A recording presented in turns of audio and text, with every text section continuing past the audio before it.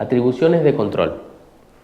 Son las múltiples facultades de control que tiene el Congreso sobre los restantes poderes del Estado federal para evitar la limitación del poder, artículo 29 de la Constitución Nacional, y sobre las provincias para asegurar la forma republicana de gobierno, artículo 6 de la Constitución Nacional. Es una de las formas específicas de darse su principio de control. De manera discrecional, exclusiva, en ella no opera el principio de cooperación, por lo cual no cabe la intervención del Poder Ejecutivo. Juicio político, concepto y finalidad. El juicio político es el control que ejercen ambas cámaras del Congreso sobre otros órganos del gobierno federal con el fin de hacer efectiva su responsabilidad por las causas que indican la Constitución a través de un procedimiento especial. Es un juicio de responsabilidad política, lo cual significa que no se aplica ninguna sanción a los acusados al separarlo de su cargo. La privación de una competencia pública no es sanción, porque ellas no se ejercen a título de derecho subjetivo propio. Lo mismo respecto a la inhabilitación que se puede disponer. Luego de la destitución, el condenado quedará sujeto a la acusación, juicio o castigo conforme a las leyes ante los tribunales ordinarios. Artículo 60 de la Constitución Nacional. Si esto sí correspondiere, en tanto la causa de remoción que haya sido la comisión de un delito. Una parte de la doctrina sostiene que es un antejuicio, porque si no se lleva a cabo, no será posible sustanciar el proceso penal que pudiera corresponder. Esto no surge en forma expresa de la Constitución, sino que de la doctrina. Se justifica para evitar la frecuencia y facilidad de querellas criminales que podrían estar motivadas en razones políticas, con lo cual se vería afectada más la función que el funcionario. Mientras que la tesis contraria sostiene que si no fuera posible procesar penalmente a los funcionarios mencionados en el artículo 53 de la Constitución Nacional, antes de ser destituidos por el juicio político, ¿qué sentido tiene el inciso 5 del artículo 99 de la Constitución Nacional, que exceptuó de la facultad del indulto presidencial a dichos delitos? Si la Constitución previó en forma expresa tal excepción, es porque esos funcionarios pueden ser procesados y penados. Revisión judicial de la decisión del Senado. Ello solo cabe a título excepcional y por vía del recurso extraordinario federal ante la Corte Suprema, cuando hubiera sido violada la garantía constitucional del debido proceso legal adjetivo. Artículo 18 de la Constitución Nacional. Por caso, violación de defensa en juicio o incumplimiento de la mayoría de los 2/3 para producir la destitución. El fallo de la Corte decidirá solo sobre la validez o invalidez del procedimiento seguido por el Senado.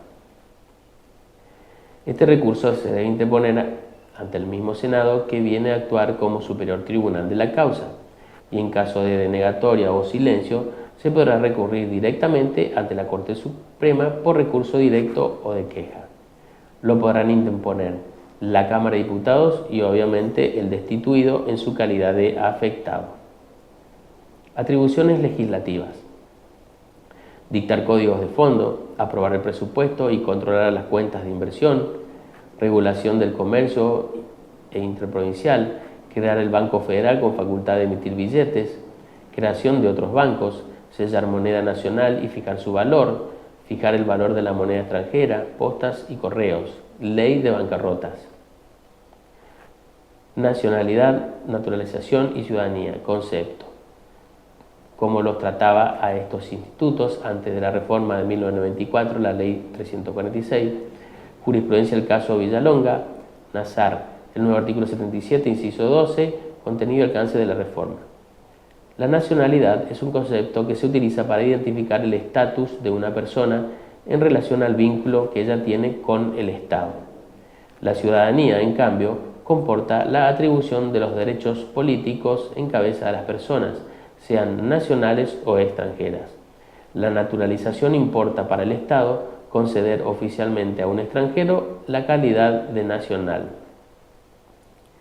Límites internacionales e interprovinciales. El artículo 75, inciso 15, faculta al Congreso arreglar definitivamente los límites del territorio de la nación y fijarlo de las provincias. El arreglo compatibiliza con el proceso negociador que naturalmente importan las cuestiones limítrofes cuando ellas atañen a nuestro país con sus vecinos.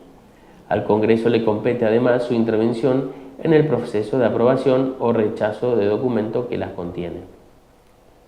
Distinta es la hipótesis de la fijación de los límites interprovinciales, ejerciéndose esta atribución cuando los lindes no están fijados, pues si lo estuvieran y existieran conflictos, decide lo mismo la Corte Suprema. Las cláusulas del progreso. El actual inciso 18, el artículo 75 de la Constitución Nacional, ha recibido tradicionalmente el nombre de cláusula de prosperidad. La reforma constitucional de 1994 introdujo, a continuación de este inciso 18, el inciso 19, que ha sido considerado por su contenido como la estipulación complementaria de la cláusula de prosperidad, o con más acierto, la cláusula de la prosperidad bis de la Constitución Nacional. Tanto la de la prosperidad original como la de la prosperidad bis son cláusulas programáticas y desarrollan uno de los objetivos del preámbulo, cual es proveer al bienestar general, para nosotros, para nuestra prosperidad y para todos los hombres del mundo que quieran habitar el suelo argentino. El inciso 18 tiene una profusa enunciación no taxativa, no limitativa, de las atribuciones, o más que atribuciones, de las obligaciones que imperativamente impone al Congreso para proveer lo conducente a la prosperidad del país, al adelanto y bienestar de todas las provincias y al progreso de la Ilustración. Organización de las Fuerzas Armadas. La organización de las Fuerzas Armadas está fijada en el inciso 27 del artículo 75 de la Constitución Nacional. El inciso es conciso, breve y preciso. Al Congreso le compete fijar las Fuerzas Armadas en tiempos de paz y de guerra, y legislar, es decir, dictar todas las normas para su organización y gobierno. Luego, el presidente de la República, en carácter de comandante en jefe de todas las Fuerzas Armadas, en cumplimiento de esa legislación, de esas normas dictadas al respecto por el Congreso, dispone de ellas, o sea, de las Fuerzas Armadas, y corre con su organización, pero de un modo ya ejecutivo y con su distribución según las necesidades de la nación.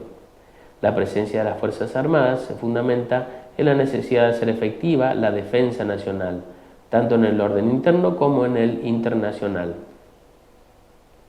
Régimen de seguridad social, especial e integral en protección del niño y la madre.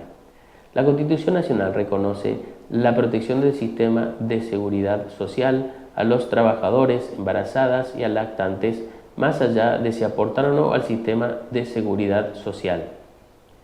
En este sentido, la Constitución, en el artículo 75, inciso 23, dice que debe dictarse un régimen de seguridad social especial e integral en protección del niño en situación de desamparo, desde el embarazo hasta la finalización del periodo de enseñanza elemental, y de la madre durante el embarazo y el tiempo de lactancia.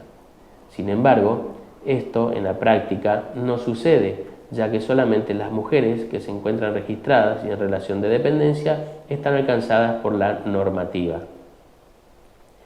El inciso 23 del artículo 75 fue introducido como complemento garantizante de que el Congreso de la Nación habrá de ocuparse, mediante acciones positivas, a través de una adecuada legislación, de la promoción de medidas que aseguren a todos los habitantes, en un plano de igualdad, el pleno goce y ejercicio de los derechos reconocidos por la Constitución y los tratados internacionales sobre los derechos humanos.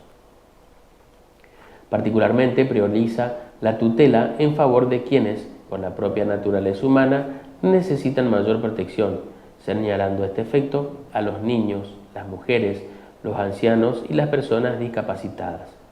El párrafo segundo del inciso resguarda concretamente al niño y a la madre, ordenando al Congreso dictar el régimen de seguridad social especial e integral de protección de aquel en situación de desamparo, desde el embarazo hasta la finalización del periodo de enseñanza elemental, y el de la madre desde el embarazo y el tiempo de lactancia. Conclusiones. En el extenso desarrollo de la presente unidad de estudio, hemos visto plasmado el verdadero sentido del sistema representativo de nuestro gobierno, es decir, que el pueblo delibera y gobierna a través de sus representantes elegidos al efecto. Esto lo vemos en la composición de la Cámara de Diputados y de Senadores, en las que sus integrantes son elegidos por el pueblo a través del voto popular y que son los que, entre las cosas, dictan las leyes que nos rigen. Este poder legislativo bicameral tienen sus funciones establecidas por la Constitución Nacional y teniendo cada Cámara su particular participación en el funcionamiento del Estado, desde el proceso de la formación de las leyes hasta el control de cada uno de los poderes del Estado, tratando de esta manera de asegurar el sistema representativo, republicano y federal que nuestra Carta Magna establece. Vimos que la Constitución Nacional prevé todo lo concerniente al normal funcionamiento del Estado. Incluso establece cláusulas como la del progreso, que son programáticas y desarrollan uno de los objetivos del preámbulo, cuál es proveer el bienestar general para nosotros, para nuestra prosperidad y para todos los hombres del mundo que quieran habitar el suelo argentino. Además, se establece una especial protección al niño y a la madre, ordenando al Congreso dictar el régimen de seguridad social especial e integral de protección de aquel en situación de desamparo desde el embarazo hasta la finalización del periodo de enseñanza elemental y el de la madre desde el embarazo y el tiempo de la